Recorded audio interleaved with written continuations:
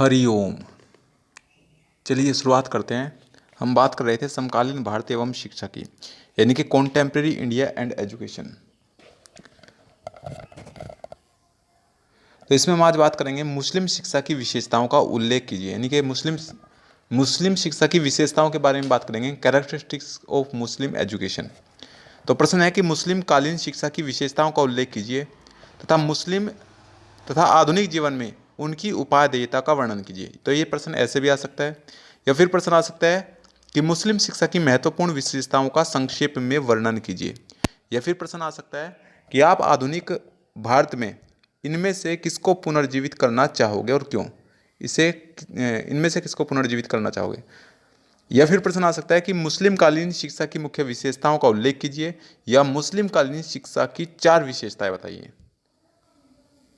तो अब हम बात करेंगे मुस्लिम कालीन शिक्षा की विशेषताओं की। तो मुस्लिम कालीन शिक्षा की विशेषताओं यानी कि कैरेक्टरिस्टिक्स ऑफ मुस्लिम एजुकेशन। तो भारत में मुस्लिम शासन की स्थापना से प्राचीन शिक्षा प्रणाली जर्जर होकर विलीन होने लगी और उसके स्थान पर एक नवीन शिक्षा प्रणाली का उद्भव हुआ।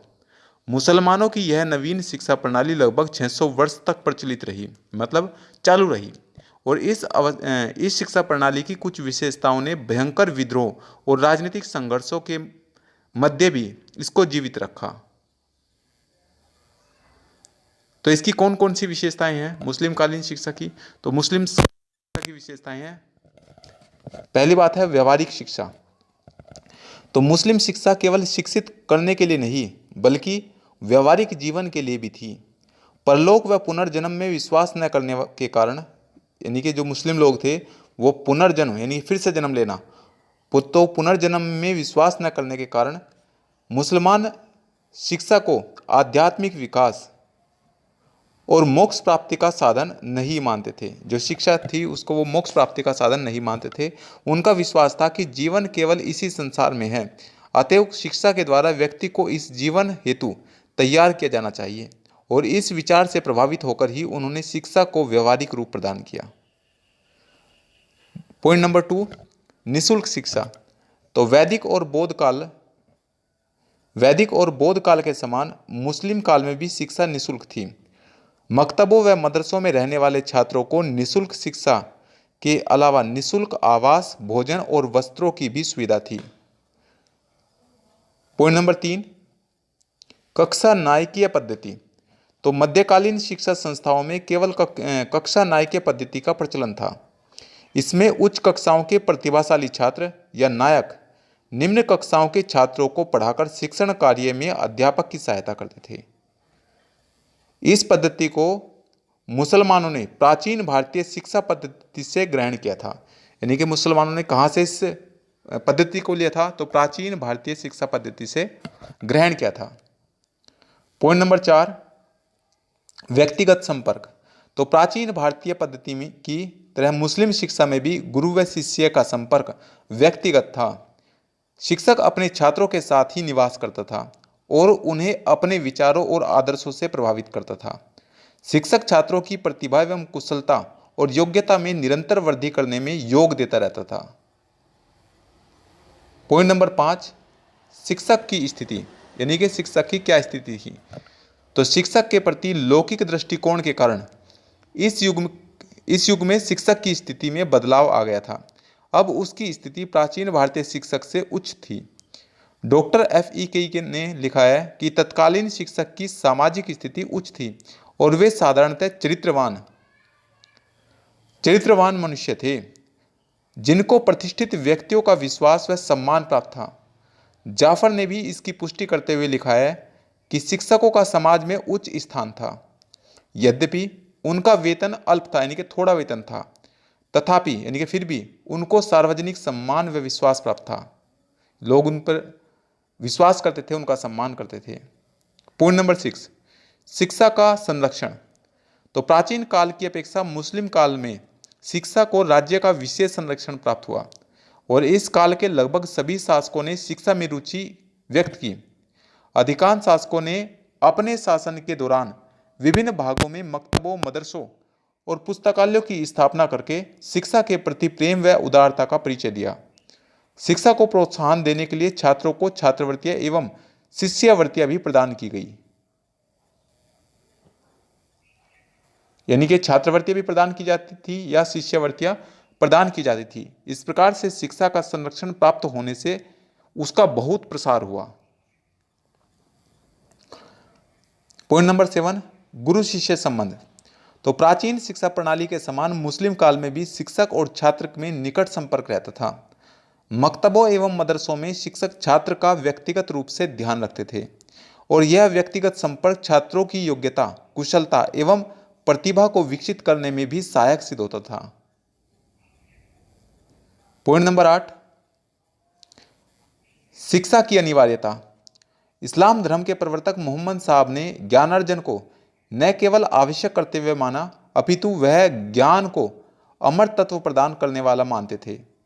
इस प्रकार से मुस्लिम काल में शिक्षा को जीवन के लिए अनिवार्य समझा गया।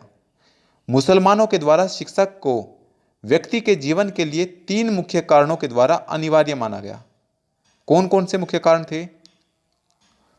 पॉइंट नंबर 1, कुरान शरीफ में ज्ञान प्राप्त करना प्रत्येक व्यक्ति का कर्तव्य बताया गया।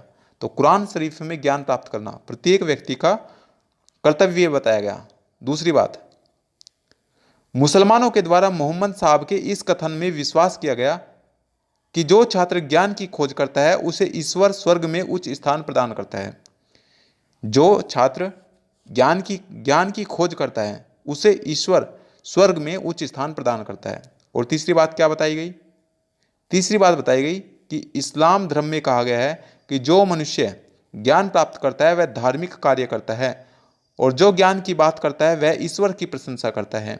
जो ज्ञान की खोज करता है वह ईश्वर की उपासना करता है। तो ये 3 बातें बताई गई। पॉइंट नंबर 9, सांस्कृतिक एकता की अभिवृद्धि। मुस्लिम शासन के प्रारंभिक काल में मकतब और मदरसों में दी जाने वाली शिक्षा केवल मुसलमानों तक ही सीमित थी। किस तक थी? केवल मुसलमानों तक सीमित थी और उसमें हिंदुओं के प्रवेश पर प्रतिबंध था।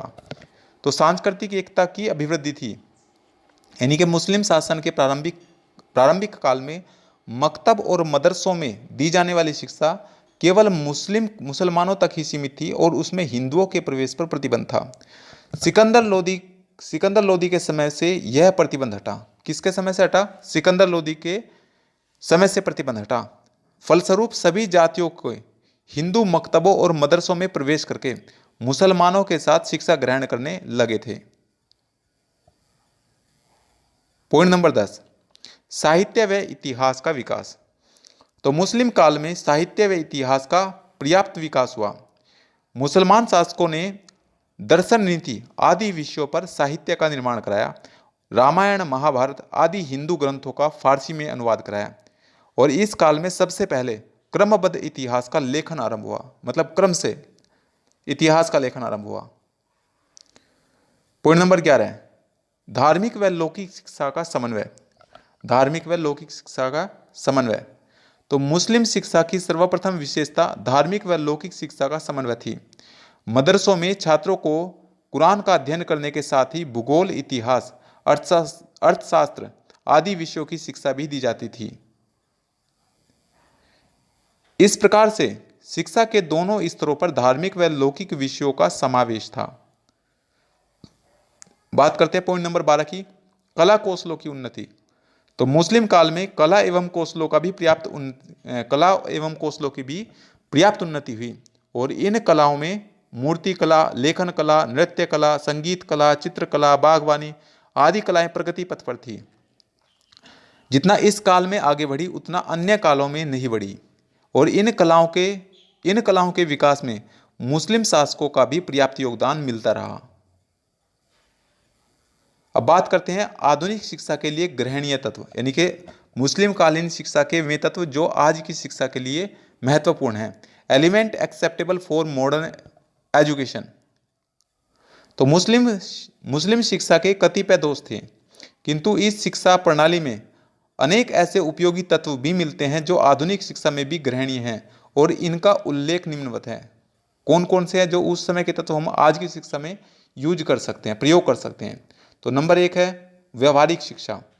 तो वर्तमान वैज्ञानिक युग में शिक्षा को आध्यात्मिक विकास और मोक्ष प्राप्ति का साधन कहना अनुचित होगा। वर्तमान वैज्ञानिक युग में शिक्षा को आध्यात्मिक विकास और मोक्ष प्राप्ति का साधन कहना अनुचित होगा।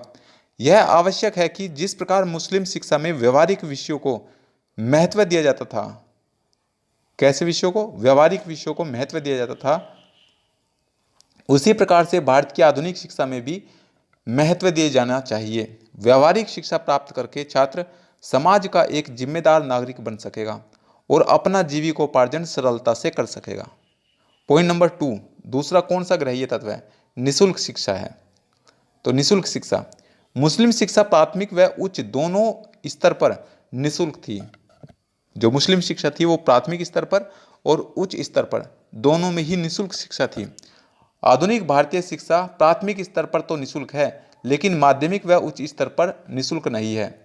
इसका मुख्य कारण यह है कि वर्तमान में शिक्षा इतनी महंगी हो गई है कि अनेक छात्र माध्यमिक व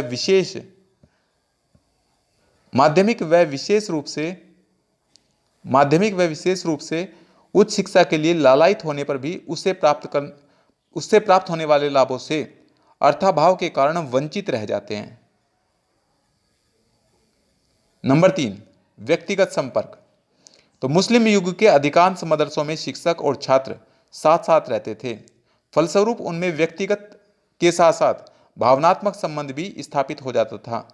इसके माध्यम से शिक्षक छात्रों में विशिष्ट गुणों का समावेश करते थे। आधुनिक भारतीय शिक्षा में व्यक्तिगत संपर्क नाम की कोई चीज नहीं है। यही कारण है कि छात्रों की उच्छृंखलता और अनुशासनहीनता में निरंतर वृद्धि होती जा रही है। मुस्लिम शिक्षा में पाए जाने वाले शिक्षक और छात्रों के व्यक्तिगत संपर्क को आधुनिक भारतीय शिक्षा में समाविष्ट किया जाना अनिवार्य है। पॉइंट नंबर 4, शिक्षक की स्थिति में उन्नति।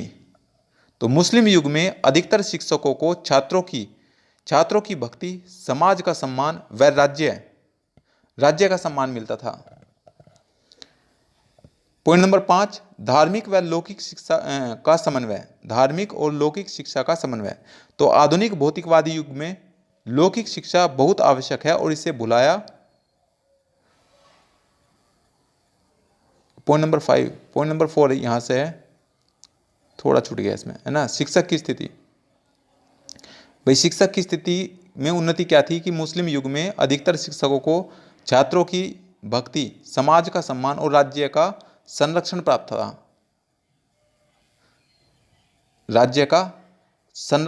था। और आधुनिक भारतीय शिक्षा में यह स्थिति देखने को नहीं मिलती है। इस समय शिक्षकों की स्थिति निम्न से निम्नतर होती जा रही है। मुस्लिम काल के शिक्षक सम्मान को आज भी स्वीकार किए जाने की आवश्यकता है, जिससे समाज और राज्य के वर्तमान दृष्टिकोण में परिवर्तन आए और शिक्षक की स्थिति को समुन्नत बनाने का प्रयत्न करें। अब यहां से देखो,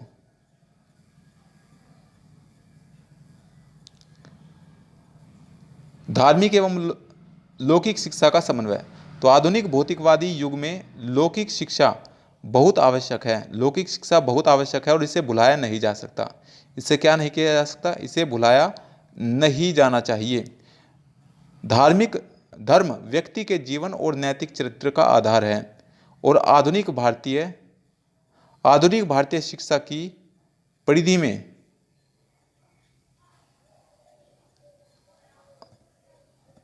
में धर्म को हटाकर इसका आधार स्तंभ हटा दिया गया है। इसका परिणाम सर्वत्र देखने को मिल रहा है। इस प्रवृत्ति में सुधार के लिए मुस्लिम शिक्षा का अनुकरण करके आधुनिक भारतीय शिक्षा में धार्मिक व लौकिक शिक्षा का समन्वय किया जाना चाहिए। Thank you for watching.